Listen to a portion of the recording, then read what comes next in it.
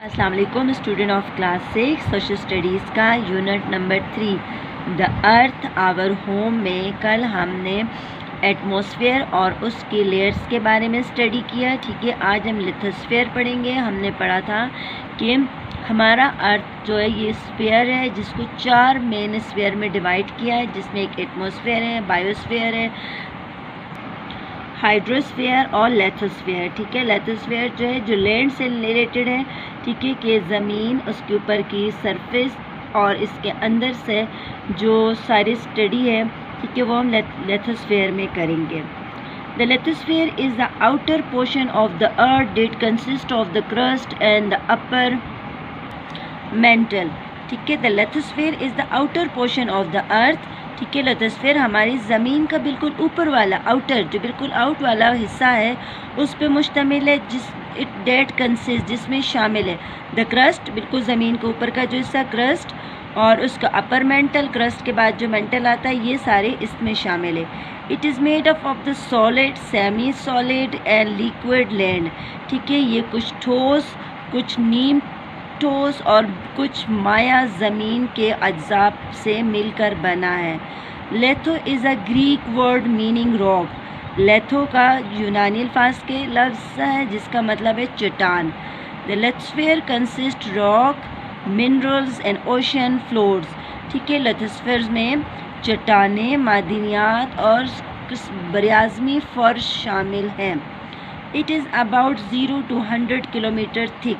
ये तकरीबन 0 से लेकर 100 किलोमीटर तक मोटा है, इसकी थिकनेस है। It thickness varies from continent to sea floor. ठीक है, इसकी जो थिकनेस, मोटाई है, वो बरियाज़मों से लेकर समंदी जो ओशन फ्लोर्स हैं, ठीक है, उस यानी बहरी फर्श तक ये बढ़ता और घटता रहता है।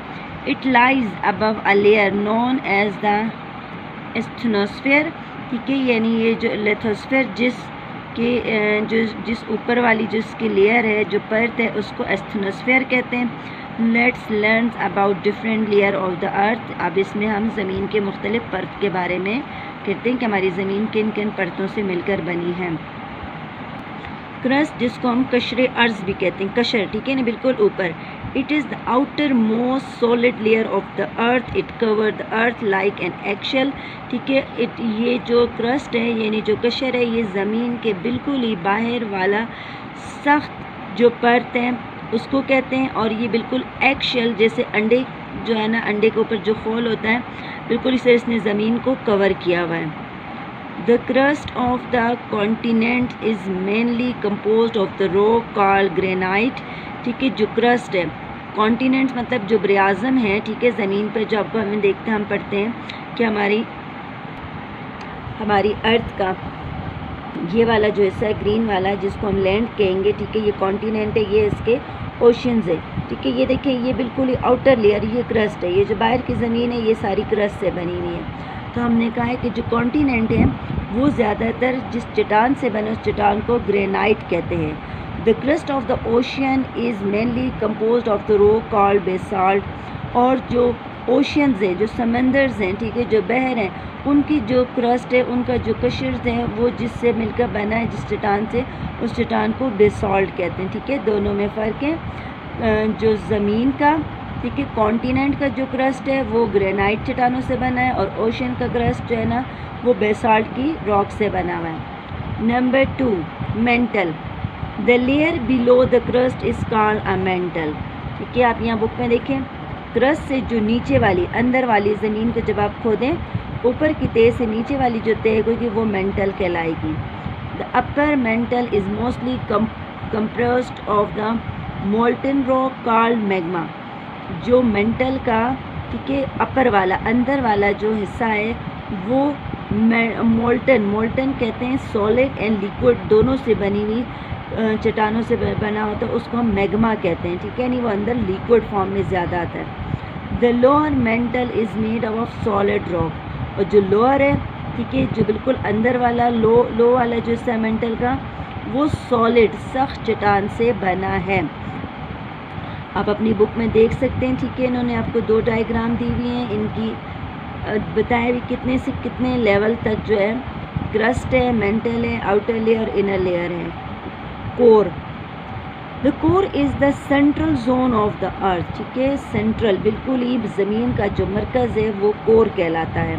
The outer layer of the core is made up of a liquid iron and निकल, ठीक है, जो आउटर है, ये वाला जो आउटर लेयर है, ठीक है, जो कोर की जो बाहर वाली तह है वो माया आयरन और निकल से बनी है। जो इनर कोर है, बिल्कुल इनर कोर, वो जो है वो ह्यूज मेंटल बॉल है, ठीक है।